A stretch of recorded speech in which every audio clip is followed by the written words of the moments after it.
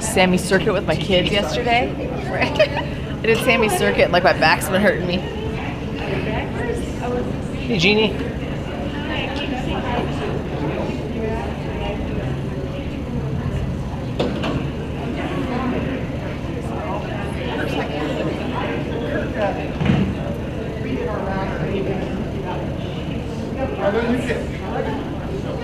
Hey, how are you? Good.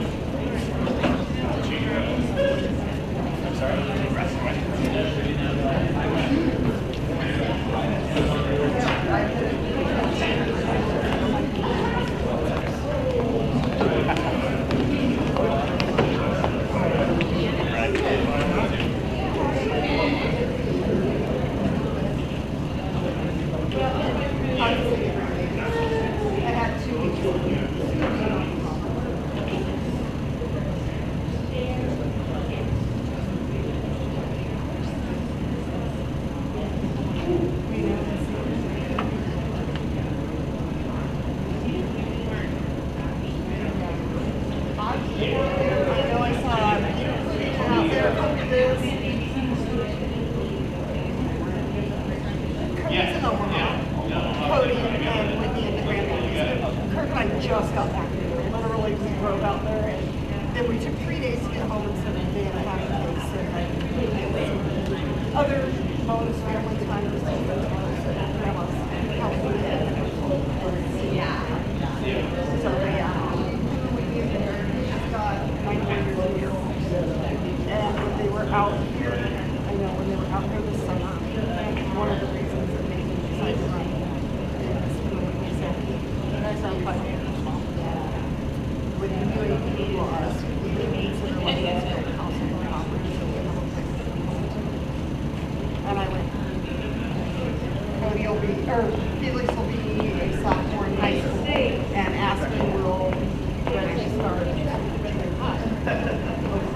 said, we have to get stuff fixed. My grandkids are going to have a sleep. So, and they're even talking about with plans to come down here. Early, so all of high school is here and split time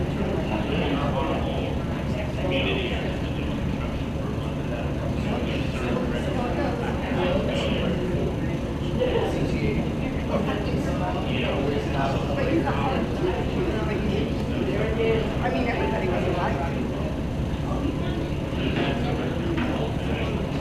So, Jeremy, I was cleaning a bunch of stuff. Remember the calendar? The football calendar from high school? What time is it now? I got some great deals on those. Oh, yeah. We got away with things and calling it like the studs of animals. I think it's what the calendar says. I try to forget. Every once in a while, one of my friends do a picture. Thank you so much. The thing is that I wish we could make them. Don't realize with their cameras, all of them are putting them out there for them to come back. Yeah. I'm glad to be here out there, but you know,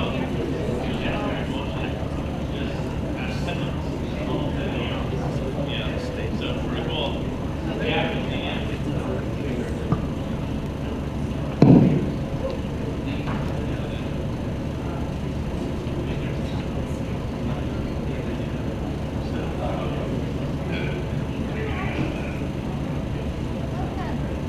Good evening, good evening. Welcome to our first, in a long while, Candidates Forum. We have candidates from District 4 and District 5. For District 4, we have Peter Gale and Jeremy Edwards. From District 5, we have Diana Bennett and Ken Farrar. I'm Jeannie Jensen.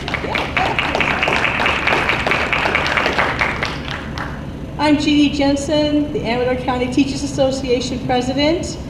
This is Michaelin, Angie Lucas, the Special Educators of Amador County President. I am Deanna Bell. I'm the CSEA 239 President, and CSEA is the classified staff for the ACUSD side. All right, we have 5 questions. Each candidate will be given 3 minutes in which to respond. We have a person keeping a timer, and we'll be able to then help them to do their very best to give some great answers to us. The first question is, please introduce yourself, tell us about your role in the community, and what experiences and strengths qualify you to serve on the Amador County Unified School District Board. We're going to start on the left, and here we are. Mr. Gale. Hello, my name is Peter Gale, and I'm in my 13th year here at Amador County as we moved back in the summer of 2012. My wife Bonnie graduated 10th in the class of 1992 of Amador High School and works currently as an adult transition teacher in Shenandoah. We love it here. This is our home, and all 5 of our children have been blessed by the efforts of Amador County educators. My oldest daughter graduated from Amador High in 2014, and my youngest son, Aaron, attended from kindergarten to 9th grade. He has then transferred to East Union High School, Manteca, where I work, to participate in their Army JROTC program. He looks forward to enlisting to serve his country when he graduates. I'm also a veteran of the California Army National Guard, where I served for 10 years as a journalist and public affairs soldier. These lenses of Amador County resident and father and Army veteran, I believe, are key to my qualifications, and I'm passionate to serve my community and do what I can for Amador County schools. I'm currently in my 27th year as a teacher, and during that time I've taught junior high for 2 years, and for 5 years served as a teacher on special assignment to the Professional Development and Community Outreach Department for Manteca Unified School District. In that role, I prepared presentations for dozens of board meetings, videos for public communication, and years of newsletters. I believe strongly in clear communication, and know that my experience can help increase clarity for our community so that together we can find creative solutions for our schools. During my journey in education, I've also earned a master's degree in instructional design from Cal State Fullerton, and this has helped evolve my own classroom instruction and peer collaboration. Most of my career has been a high school English and ELD teacher, and I've also briefly served as an elementary school vice principal in an admin position, and I have an admin credential. These experiences are also crucial to my service and lend qualifications to serve on your school board. To sum it all up, your board policy bylaw 9200 states, board members shall hold the education of students above any partisan principle, group interest, or personal interest. I know that all students can learn, and my lifetime of experience as an educator qualify me to serve as a member of your Amador County School Board. Thank you.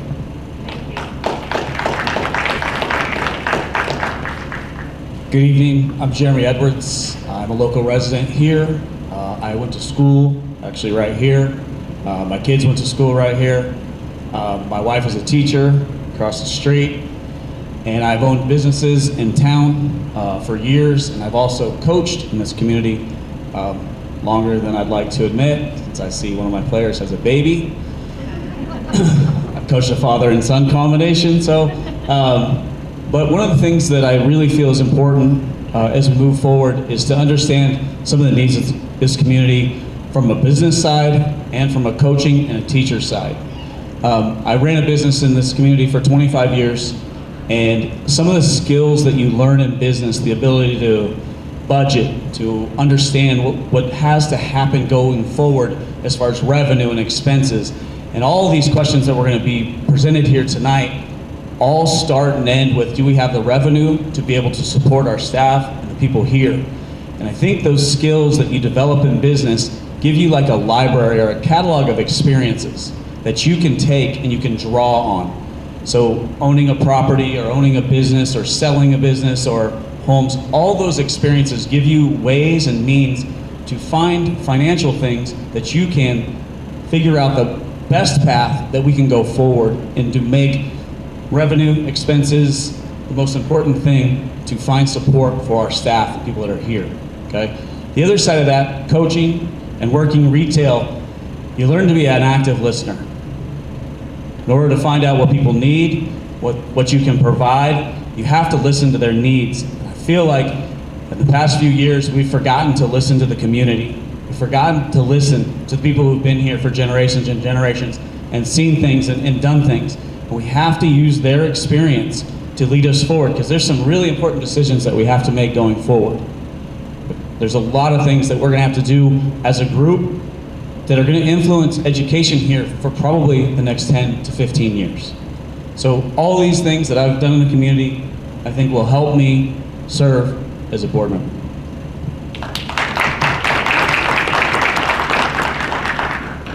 Hello, my name is Diane Bennett, and I am a Plymouth Elementary School alumni, and I am junior high school class of '88 alumni, and a class of 1992 Amador High School alumni.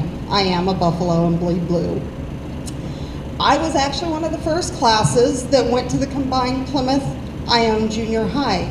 That was my 7th grade year and my 8th grade year.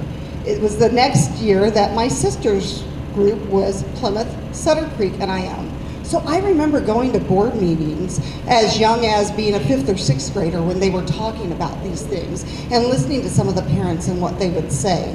And I don't know if my mom taking me to those board meetings helped me learn to be active and to communicate and to speak up, but I'll give her that credit because she's an amazing woman and part of the reason why I am who I am. We moved to Amador County when I was 1, so I can't say I'm born and raised here, but I've been here for 49 years. My husband is a class of '88 Amador alumni, and our children are class of 2012 and 2014 Amador High alumni. Many people have seen me for many years on the sidelines, whether it's soccer, football, basketball, baseball, wrestling. I have been there to capture the memories of your children for years, including after my children graduated.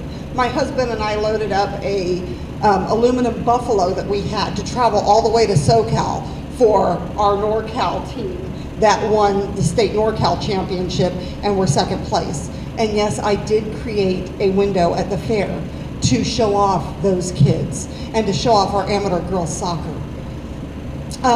Our children are both successful, and I credit that to the amazing teachers and education they had here in Amador County.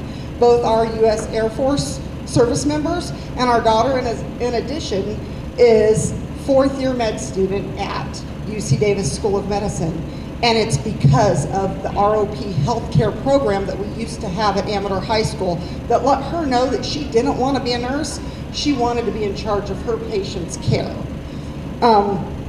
In the community, I have been an advocate for years speaking up. And I think part of that goes back to being a 4-H member, where we learn to pledge our head to greater thinking, our heart to greater loyalty, our hands to larger service for our health, our community, and our country and our world. And we would do things like cleanup along the road.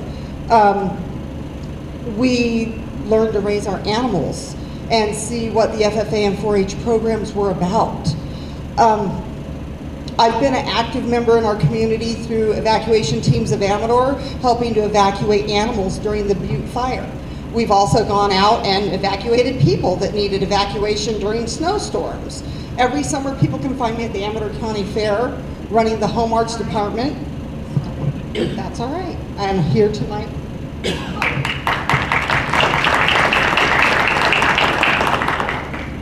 Hello, and thanks for coming out tonight. My name's Ken Farrar. I'm a candidate for District 5. I've lived in Amador County since 1977. Moved up here from the Bay Area. Quite the initial culture shock, you might say. 7th and 8th grade in Ione, and then Amador High. My dad, Bob Hansen, was a teacher and pioneer, as well as an assistant principal in Plymouth, and an assistant principal at Ione Junior High when it first opened. My mom, Linda, who's here tonight, was the Jackson Elementary secretary for many years. My wife also went to Amador High. Both our boys went to Amador High. So you might say that I have a vested interest in this school district. My mom was also a school board member up in Forestville, and I was able to see the effect she was able to have on that community, and it kind of made me want to think, hey, maybe one day I'll try that school board.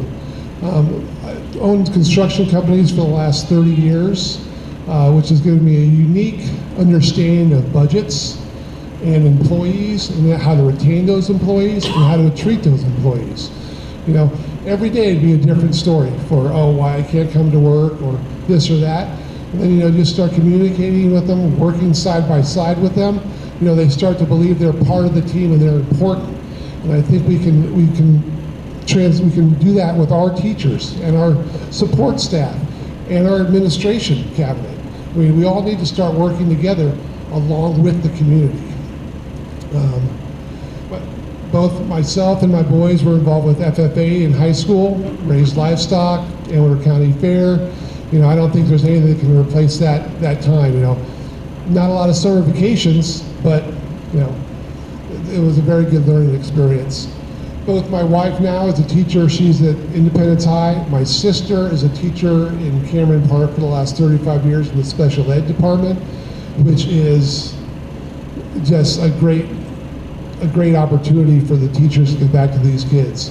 I can't believe how hard that job is. So like I said, I have a strong understanding of budgets and how to keep them. I understand the importance of employee retention and how to do that. And I have a willingness to listen to both sides of a story.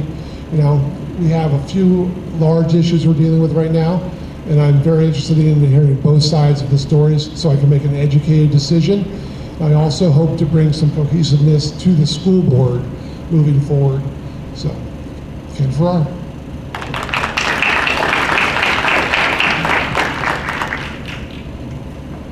As in most rural area school districts, we are deeply affected by shortages of general ed teachers, special ed teachers, support staff, substitutes, and even site principals and vice principals.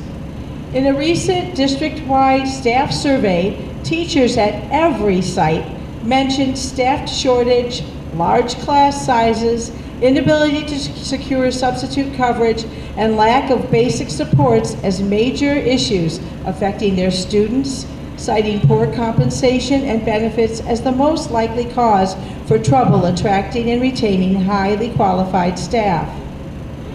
Please describe your plan to recruit and retain staff within our district. We're going to start with you. I know you just spoke, but here you go again. All right, as far as teacher retention, you know, teacher, staff, and administration retention, that needs to be the top of what we're talking about.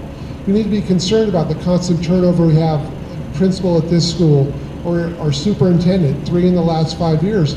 How are we going to get any type of cohesiveness if we're not keeping our people that are supposed to be leading us? So how are we going to do that? There's three things I think we need to look at for that. We need to look at the compensation and benefit model compared to other nearby districts and make sure we are attractive to both the current teachers we have and teachers that we want to bring in. And when we do bring in the teachers, I know we have a mentorship program, but we need to make sure these teachers feel like they're part of the team. And we need to, you know, coach them and give them any learning or any resources they need. We need to make them comfortable and want to stay. And I think we really can do that if we concentrate on it. So the important part is just, you know, having a good salary, having a good benefit schedule, and be able to keep these teachers and staff members with us. I think we need to incentivize current teachers, staff, and admin by possibly improving our benefit plans and our retirement plans. Now, these are what I think. I'd have to dive in and see what we currently offer, but we need to review those all the time. You know, we have to talk to the union. We have to talk to parent groups. We have to see what everybody out there is thinking. I mean, I've been fortunate that I've been able to negotiate many labor contracts throughout my construction time. So I know what it's like to sit down with both sides and iron out what everybody feels is a fair wage and everybody walks away happy. We can't walk away thinking, oh man, they just didn't do it for us again. That's just going to make people want to leave. We got to make sure our step increases for longevity with our teachers, those increases match what they can get elsewhere.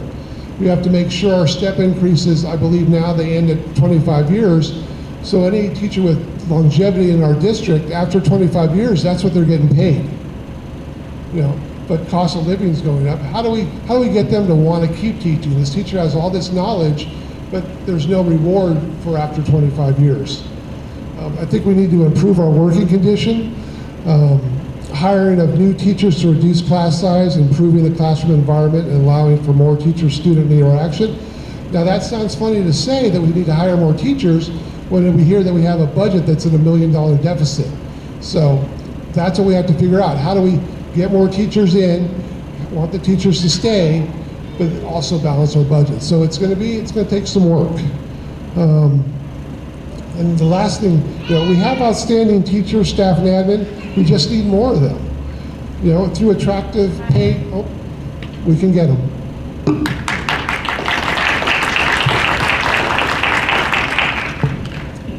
As many veteran teachers in Amador County know, we have had much turnover in the district office and especially in the superintendent seat in the last 5 years or so. There are shortages at every site. Although some sites will say that they are fully staffed, that does not mean that they are fully staffed with fully credentialed teachers. I do love that we are working with programs like San Joaquin County Teachers College or COE, Sacramento County Office of Education, to have intern teachers, but we need to make sure that we are providing the proper support for those teachers to make it where they want to stay.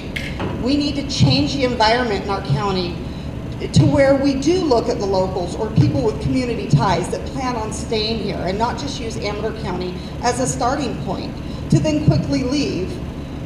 That includes looking at the income.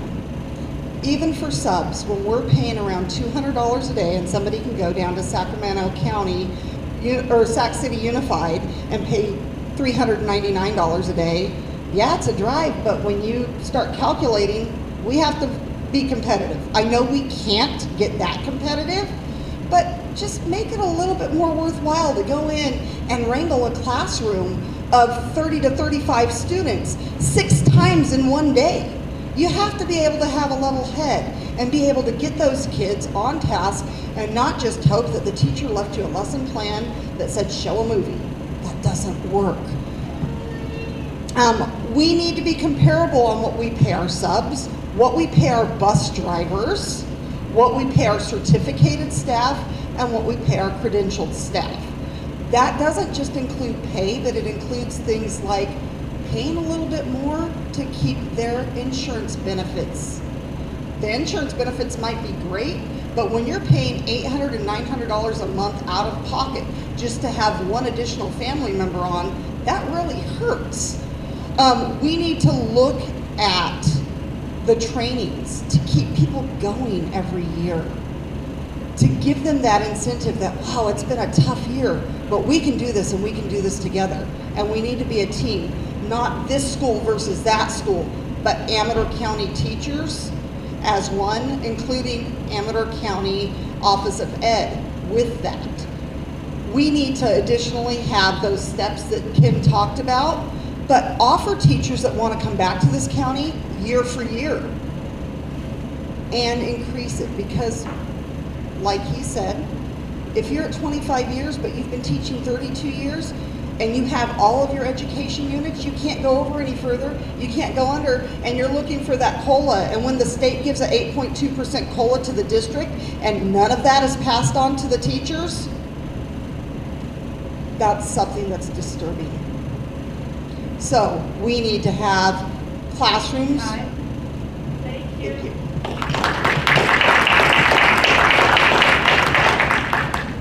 I think this is a two-part issue. Number one, you have to start with retainment.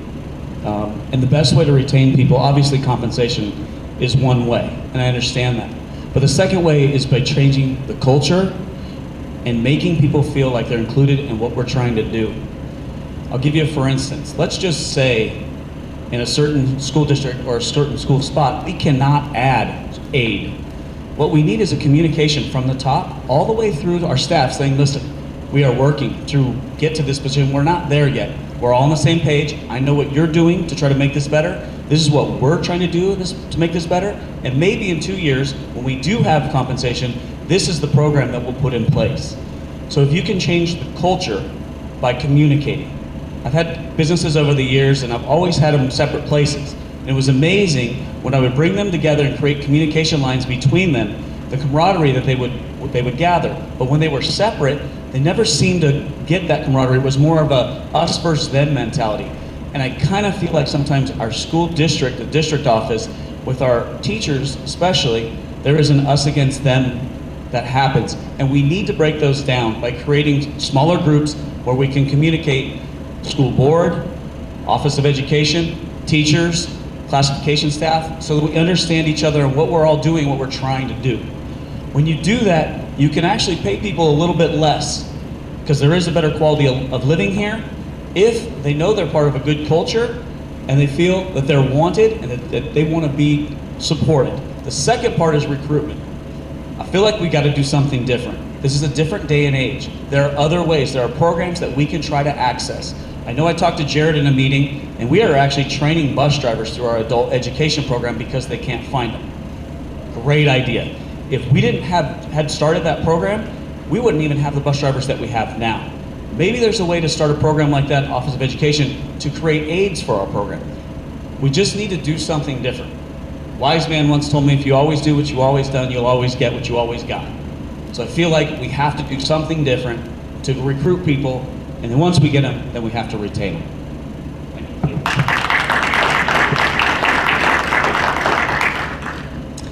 you. Okay, all schools in California, all of us, were affected by these staff shortages. According to your current EdJoin, we have right now over 40 certificated positions open. Of those, 4 special ed jobs, 1 for science, band, AVID, PE, 1 elementary school, a school nurse, a counselor, a mental health therapist, and of course, that ubiquitous posting begging for substitute teachers. We also have 24 positions that start with the word athletics. So on that note, I want to publicly thank you, sir, for your service for more than 20 years of coaching in our community. That's a big deal. Amador County also has postings for substitute internet instructional assistant and behavioral instructional assistant.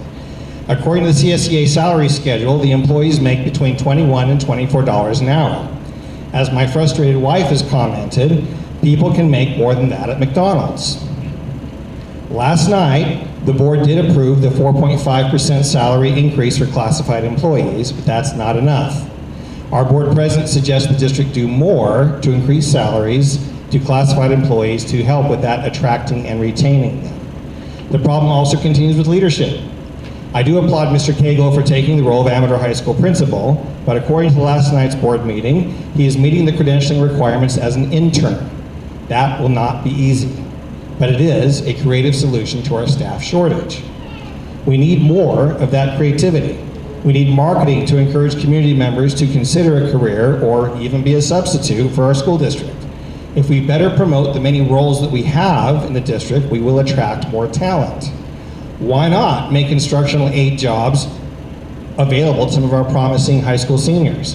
Why not create an internship program to allow students to experience some district roles during the summer between their 11th and 12th grade year or after their 12th grade year to see if we retain some people that way?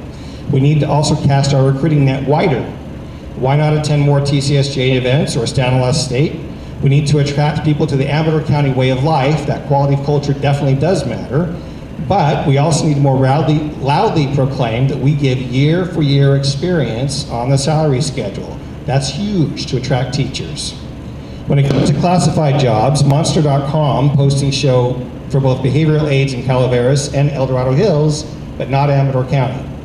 Why not send flyers home to parents, encouraging school children or with promises of what they can do to help their school children, to market not just the job description, but what it takes to actually get the job.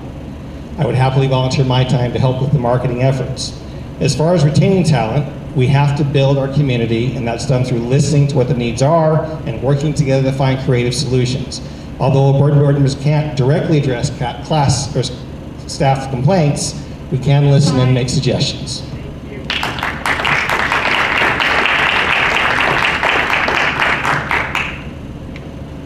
I have question 3. Likely you are aware of the dire financial straits Calaveras County Unified is facing. According to current financial documentation, ACUSD will be confronting a deficit greater than $1 million this year. Meanwhile, many of our aging school facilities are suffering from deferred maintenance, raising the financial stakes even higher. Consolidation is touted to be a major step in cost savings, particularly addressing the facilities issues. Does your plan to address facilities and budgetary concerns favor consolidation? Please explain how you arrived at your position. Mr. Edwards, you're now in the hot seat. Okay, this is obviously an issue that is very heated in our community. And I think what you have to do is you have to think of this from a complete financial perspective. We have to take every school in our community and we need to assign a classification to it. So in business, what you do is you have a classification for every asset that you have. That has revenue and expenses, and it has a usage to it. So we have to take all of our schools, and we need to understand if we're going to consolidate or we're going to do anything, we have to understand what schools create the most revenue, but also what schools can cost us the most, and how we can take the usage. So let's say we had school A, revenue was 3, expenses were 2, but our usage was at 42%. We need to understand if we're only using 42% of that asset, then there's a possibility we need to consolidate that with another asset so that we can increase the revenue. That's a good way to take teachers, positions you don't have, move them to this spot. So as we consolidate, what we have to understand is it can't be emotional. It has to make financial sense. The revenue and expense is, I talked to Jared about this for quite a while, and he's already started compiling the numbers. Every school has a tag code, so he can put the numbers in so you can see what specific school or high school brings in revenue for its students, what it costs to run the school, maintenance and everything, and then what's the usage. And we had a usage report done, I believe 2 or 3 years ago, that will be able to tell us all those things. So we can make not emotional decisions, we can make educated decisions based on the financial of each school going forward.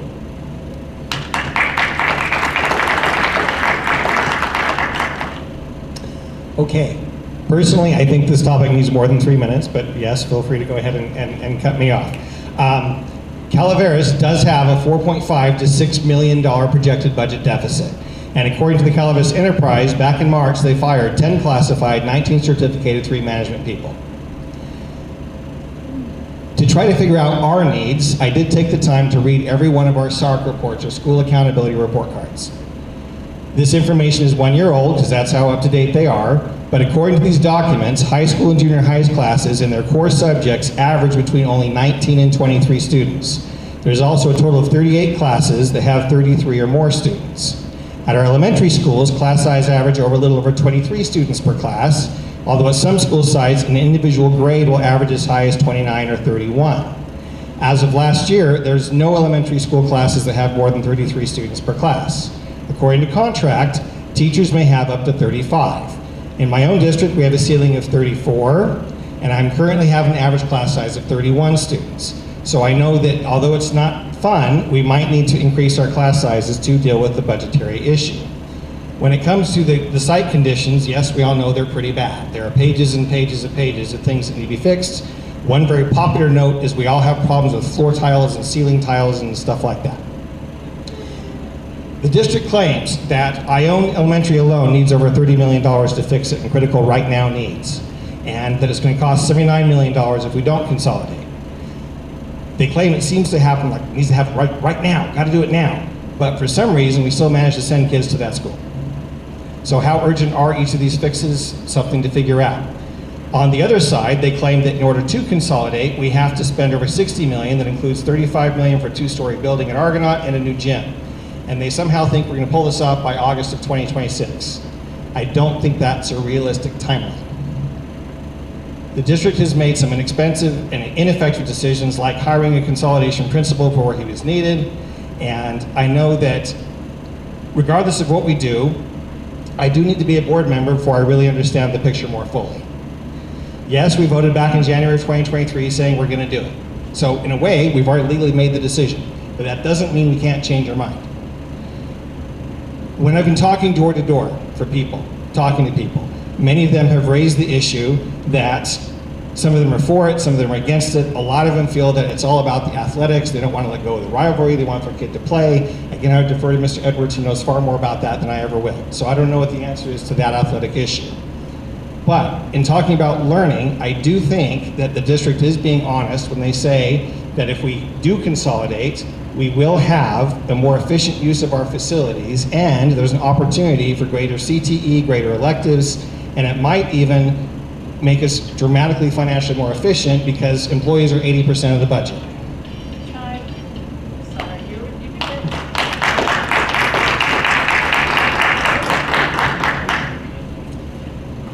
Part of the budget issue that we are projecting is due to the blank check consolidation spending of the former superintendent.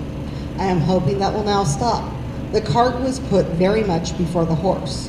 My plan to address facilities and budgetary concerns does not favor consolidation. Let me repeat that. I do not favor consolidation. A lot of the pro-consolidation plans that have been referenced, including the ones from the state, are over 10 years old and do not take into the account the growth that Ione has had, nor other parts of the county that have grown. Many fairy tales have been told about how we will no longer have singleton classes and all the things that would be available. But in one of the previous questions, we just talked about recruiting teachers, and if we can't recruit those teachers for those specialty classes, who's going to teach them? I was at a school for the last 2 years that is very roughly the size of what Amador and Argonaut consolidated would be. And I can tell you this, we still had singleton classes. But we had the opportunity to send our students to 3 other comprehensive schools in the district for those specialty classes, just like we do now from Amador to Argonaut.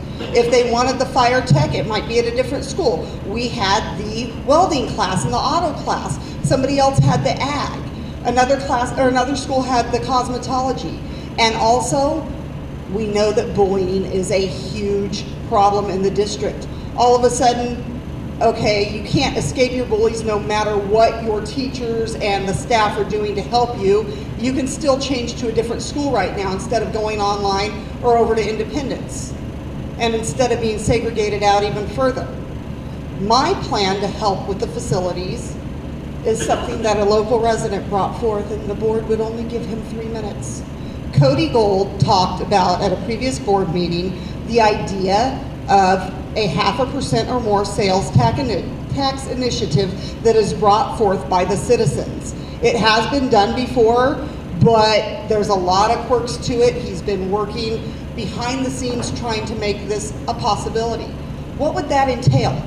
Not just would landowners have to pony up their money due to a bond, but every single person that goes into the store would be contributing to the money going to our schools. Whether it's the residents, whether it's people coming and visiting. I just got home from vacation. I didn't go into a store and go, what's your sales tax? Before I bought. I still bought those things I wanted.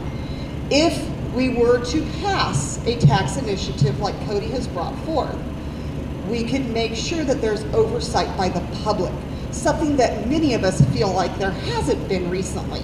It could also specify exactly what those funds go to and don't go to. That's a way to fix this problem.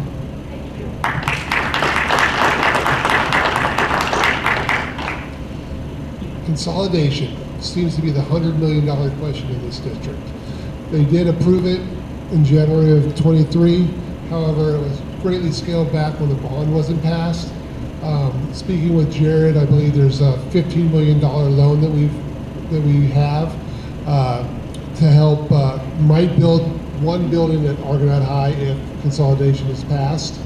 I don't think we can look at consolidation as the way to solve our budgetary issues.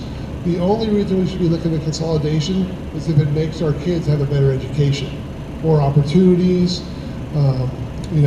more togetherness. There's ever since 1983 when I graduated, there's a huge divide between Amador, I call it Jackson, now it's Argonaut. But I mean, we need to bring these kids together. Now the current consolidation plan, that might not be it. You know, we have to wait till March to get our second EIR report, and because the first one, they didn't look at the correct issues, traffic impact and what have you. So I think we need, as a board member, I would take a look at the budget and see why we're deficient and try to figure out some ways that we can bring in additional income that we're not currently looking at. Now I know a lot of other districts, they hire a grant writer. We go out and we find these grants, and the incentive for the grant writer is they get a small base salary, but they get like maybe 10 or 15% of the total grant. So we go out there and we try and find some money that way. You know, we need to build more community support. I want to thank all of you for coming out tonight, but this room should be full. People should be concerned. The superintendent should be here. Current board members should be here. And they're not, that I can see. And if you are, I apologize. So we need to build that community support, because then maybe we could actually get a bond passed. Go out there and explain it to everybody. Or like Diane said, and I have in my notes here, you know, a sales tax increase makes a lot of sense. Because, you know, then we're not, this county's not just for the bill. Everybody that comes here to have fun and enjoy our lifestyle, they have to pay a little bit more to do that, and we can put that back into our schools. The current consolidation plan does not lead to facility improvements as once thought. I was looking through the notes, I saw that at one point we thought our facilities needed $111 million of improvements, and consolidation was going to be the cure-all. And now we want to move forward with consolidation with a $15 million loan. So we're going to build a 2-story building at Argonaut, and everything else is going to remain the same. And one of the reasons I'm running for school board is because things cannot remain the same. And I will do everything I can. I'm going to try to bring the board together. You know, there's another question we'll address with community involvement, but I think some things have to change where people that don't have kids in the school system anymore realize we need their help. Bingo, I'm done. Thank you.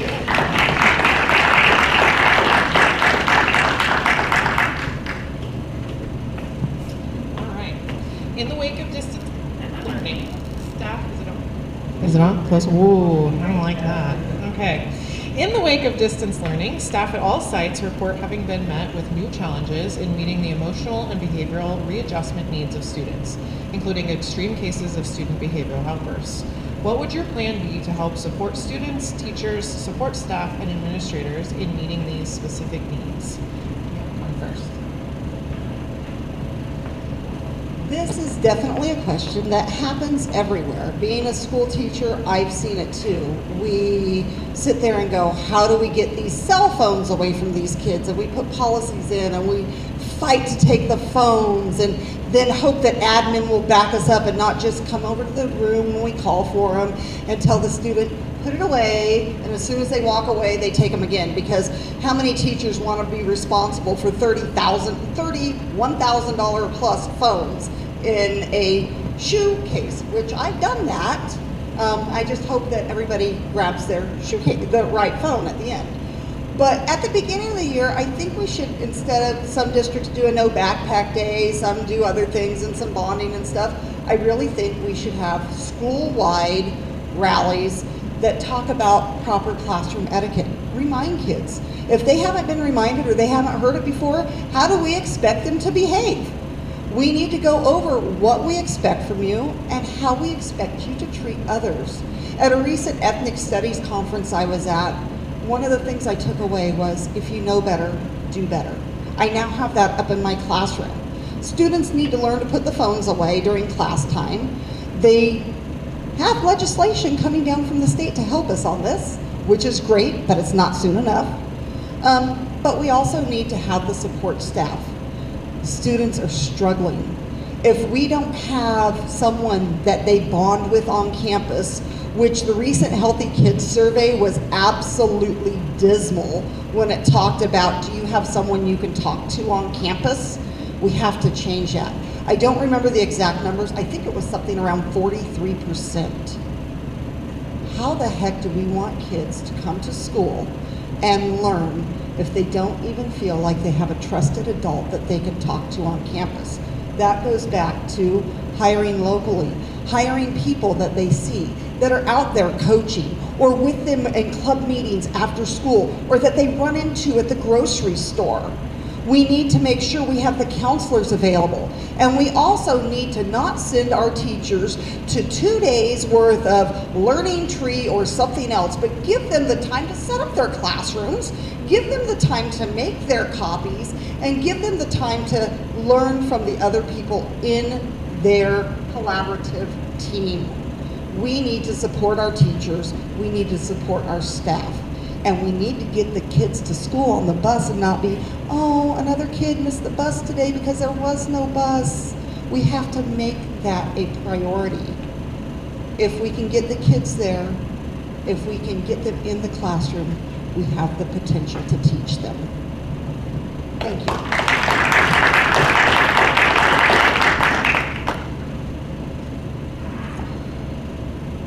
So I think we need to begin with training for all teachers and support staff on how to handle the different situations that might happen. You need to have a written out plan for how you handle a difficult child in the classroom. And that plan has to be exactly the same every time. So if the teacher's not there or the principal's not there, whoever's there can read the list and they know the steps they should be following to try and calm this child down before it really gets into a situation where it gets out of hand. I was lucky enough to take a tour of Plymouth Elementary earlier this week, and I had an instance where we were walking through the classrooms and the principal was notified on his walkie-talkie that there was an outburst happening and they needed him immediately. And I'll tell you what, I went to the classroom with him and he got right down on the floor with that student and talked her through it, and it was amazing how well he handled it. And I think all of our teachers are that involved. We just need to give them a chance and let them know how they should be reacting with the different situations with children. Like I said, a posted plan of action in classrooms so everybody understands the steps in handling it. Define communications between teachers, students, and parents. And the key there is communication with the parents. If you have a child that's an outburst, 2 or 3 times a week, we need to talk through that. We need to follow up on why this happened last week and how things can be done better. If we communicate, we might be able to get something changed at home, or they might be telling us, well, Johnny says this happens at school, and then we can fix that. So the key is teacher, parent, staff communication, and all being on the same page as to how to fix the situation. Like I said, make sure when outbursts do occur that there's a follow-up with all involved to monitor the situation from happening again.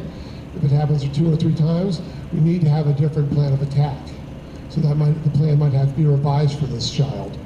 And we have to remember that everybody's always worried about, how we treat the child. We need to be concerned about the safety for our teachers and our staff when dealing with these children.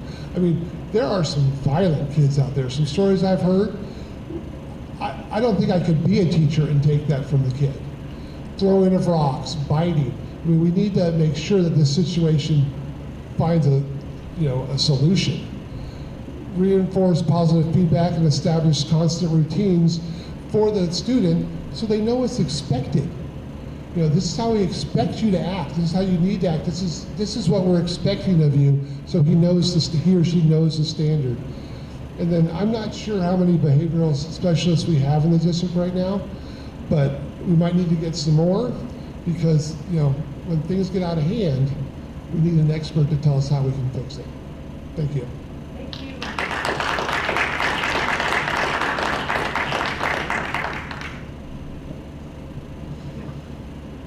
I hear this at home quite a bit, so I can tell you that as a coach, the behavior that's happened over the last 10 to 12 years seemed to be very consistent, and COVID created this kind of an odd situation with kids, and then I really have seen the kids' inability to handle situations, and the term is they see red. They see red, they do some very inappropriate things, and we try to work through all those consequences and the things that happen. And I really feel like in the classroom setting, there's 25 to 33 people, and if 1 or 2 people is going to disturb everyone's ability to get an education that day, or everyone's ability to do this math lesson, we as a district have to find ways to get aids into the classroom. We have to, whether it's shared aids, however it has to be, we have to have shared aids. But we also need to have, I know my buddy's the Union Mine principal, and they have a safe space they can send kids to that are really struggling. Just say, go here, I'm not sure what happened to you today or what your morning was like, but let's get some different thinking and different ways that we can help our teachers. Because what happens is we have some amazing teachers in this community, but some of this behavior that came out of COVID is making them maybe question whether they should be doing this job or not on certain days. I happen to live with someone who comes home in tears every once in a while because of the way a student has treated her during that day or has affected the way that her rest of her classroom. And I've talked to a lot of her friends and a lot of her colleagues, and everyone kind of supports them. Maybe we can create a little support system. Maybe we can get together and say, hey, we need support for, hey, if you had a bad day, let's get together, let's talk. Maybe I tried this with student X last year, it worked pretty well. I know my wife's reached out to other teachers and on her staff and said, hey, what did you do with this? And I think all those things can help support, but it can come from a district level as well. We could provide things, support, know that the teachers have support from the top to the bottom, and I think that would be help. But the most important thing is we have to get more aids in the classroom.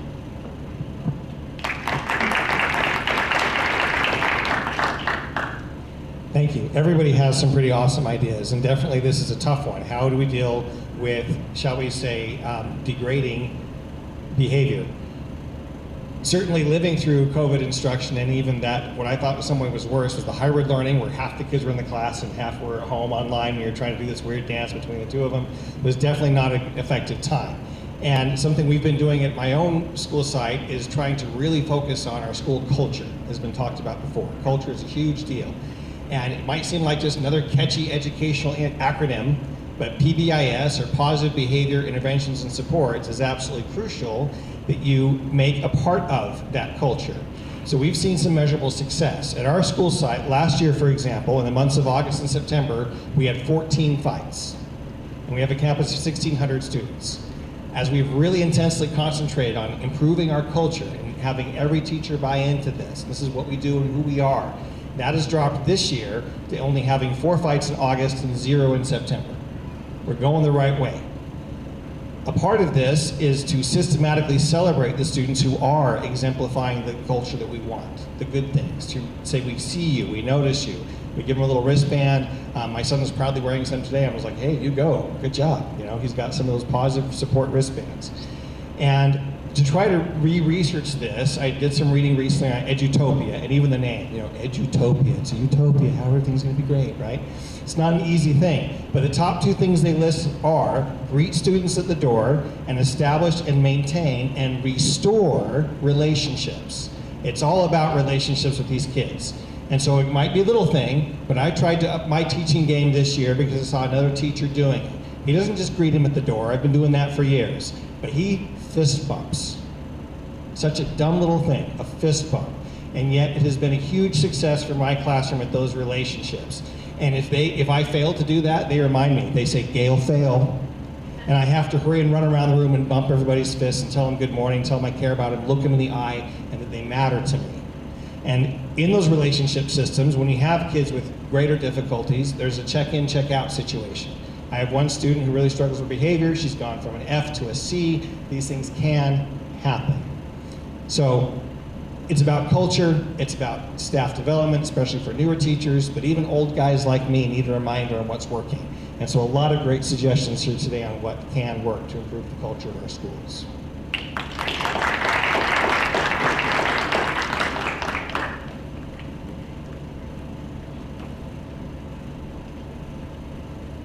All right, this is our 5th and final question tonight. In recent years, open communication between the school board, labor partners, parents, and community members has become very limited. It is often filtered through a district administrative lens and rarely involves any conversation outside of board meetings. While our members assume the best intentions of board members, many feel like they're simply unaware of the lived realities students, teachers, and staff navigate in our classrooms and on our campuses. How do you plan to stay up to date and make yourself available to the community, teachers, families, and staff in order to address the various perspectives of our district's realities beyond board meeting attendance? Okay, back to me again. All right. So there are limits to what board members can and can't do. They even have a fancy board policy, 9200, the limits of board member authority. And that talks about how basically, you know, we are pretty limited. And in fact, it generously links to the Brown Act, which if you've ever read something that's a long, difficult document, go read the Brown Act. That's a fun one. That, again, says what we can and can't do. It basically says we can't meet as a majority outside of the school board, and we also can't disrespect each other by, you know, speaking for someone else, in its nutshell. So, it doesn't prohibit, however, from publicly establishing relationships with individuals. So, that's what I propose. At the end of every board meeting is an opportunity to share a board report. It's not timed. I can speak for as long as I want. As you can see from tonight, I like to talk, and I'm not afraid to do it. And so I can publicly get on the record concerns or issues that the community feels or teachers feel are something the district has to know. It's basically open mic time for me to talk for you. I publicly commit that if I'm elected, I'm not just going to respond to answer phone calls and emails. I'm going to try something, and starting in December of this year, to hold a monthly online Zoom Meet with Peter Gale forum to where I want to listen to you and talk to you for at least an hour. And yeah, there could be some complaints, but I'm hoping that we also can celebrate the good things. That we can make the board and the district more aware of the great things happening here in Amador County, the things that deserve more attention. I promise I will speak the truth clearly and ensure that you are heard. Build that relationship with the superintendent so that sensitive matters, if you do bring complaints to me, which I can't handle directly, can be investigated and addressed. I will rejoice in your success. I will definitely be there for you. Above all, I do promise you, ladies and gentlemen, I want to serve Amador County. I believe in student learning. I believe in this place that I call home, and I believe in you. If you don't trust me yet, I will earn your trust, and things will get better. Thank you.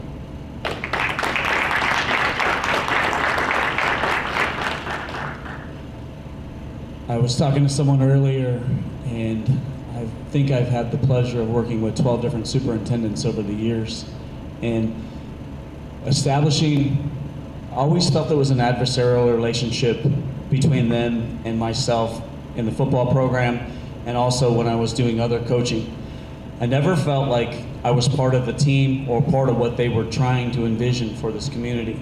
And I will tell you, I've been in this community for a long time. I love Amador County, but I really feel like we have to press upon the importance of what we can do to change everything that they need to create for our society here and for our school district. And I think the important thing is, I've been coaching for a long time. I've seen one board member at Amador High School on campus in that entire time. Now, I'm sure they've come and gone before. What I want is I want to be involved. I want to go meet with teachers. I want to go meet with people from different districts. I want to be on campus. And then I want to be able to go give a directive to Jared. The gutters behind the library need to be fixed for the last 12 years and they're still not done. How come that hasn't happened? And how can we hold people accountable? I know I can't do that, but he can. And he can find those paths and those ways. So what I really want to do, and when I decided to run for this, is I want to make a difference in our facilities. I want to make a difference with our teachers. I want to make a difference in this community, because Amador County is an amazing place to be, and I think our school district and our schools themselves need to represent the people that live here.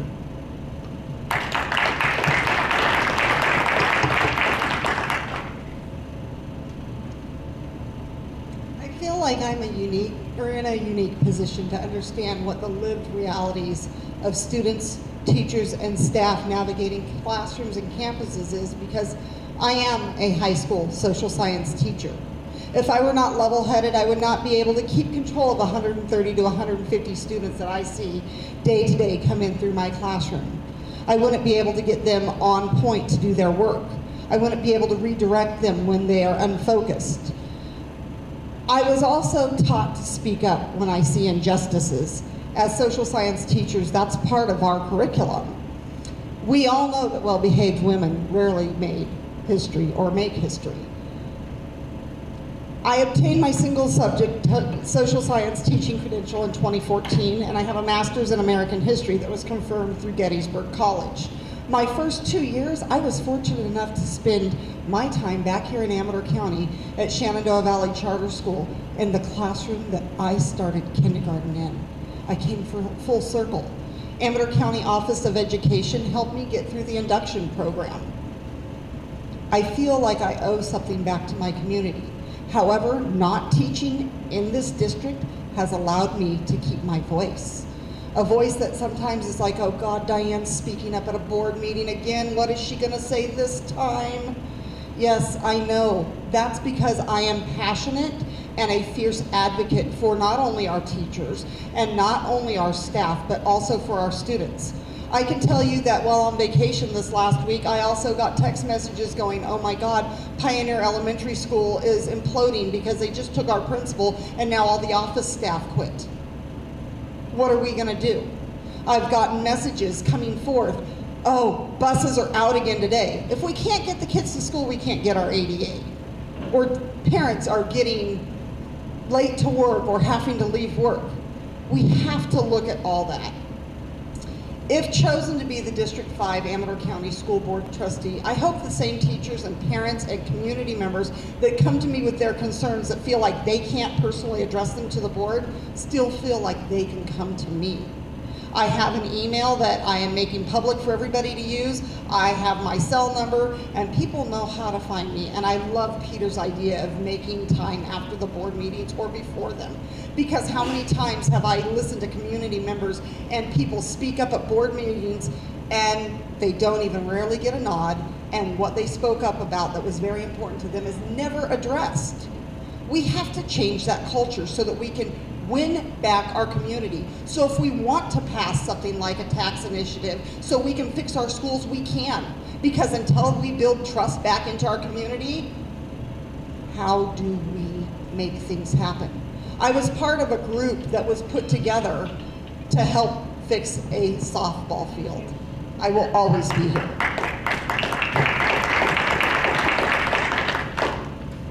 I think the key word we're hearing is trust. And that's what, as a board member, I hope to instill back into the community. I was lucky enough to be able to retire back in June, which means I have an abundance of time to get out and meet with people and hear their thoughts. I've been trying to visit some of the school campuses just to see where we stand. I've been lucky enough to visit 2 campuses so far, and I will make it one of my goals to visit every campus, at least twice a year, to get feedback from the teachers, to hear what the principals are thinking, to actually firsthand, like Jeremy was saying, see what's going on in the schools, what needs to be fixed. Because all I've just read about how everything's in disarray. I want to see it and feel it, and then have the urgency to get that fixed. That's what we need to do. And also, we sit up here and we say the schools are in disarray, consolidation won't work, this, that. When I had the tour here at Amador High, I was lucky enough to talk to a couple students who were doing projects on their own. One young lady was working with the school across the street on drama, and just how she would beam with how she had written a grant, and her involvement in how to make the things better. And then one young man had been involved with pressure washing the concrete walls out in front of the Performing Arts Center, and the joy he had, he kept showing me what he had done. I mean, that's what we need. We need to encourage the positive also. It's not always about the negative. And I think if anybody that's elected makes a point of going out to the schools and showing the kids that we want to be involved. We have to be out there. I want to attend, parent meetings for the different schools to see what kind of projects they're doing for the schools. I remember when my boys were at Plymouth Elementary, my wife was instrumental through Pep Club in getting the playground built. She's out there hustling people to come volunteer their time. It'd be nice if there was recognition for that. And hey, maybe the school district can help you a little bit. So we need to understand what's going on in our community. I, like Peter, want to have community meetings on a monthly or bi-monthly basis. I hadn't thought about Zoom. I was just going to go out there and shake some hands and get some real-time feedback from people about what their concerns were. oh, we were told there's going to be consolidation. Why weren't we invited into the process? And I think all of us up here want to make sure that the community is involved in anything we do moving forward. And I'd just like to ask for your vote for District 5 School Board Trustee, and thank you for coming out tonight. And I guess we have 3 more weeks and we'll find out how things are going to go. So thank you.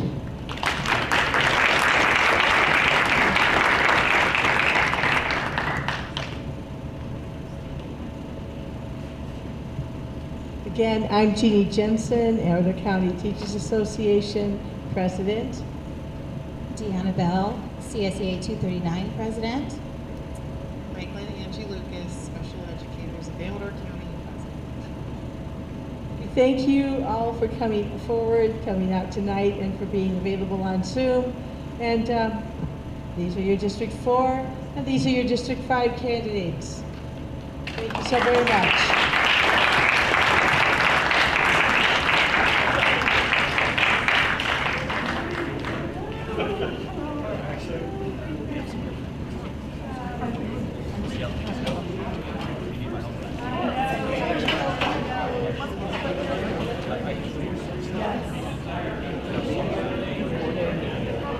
Over, is this it? Yeah, this is it. Yep.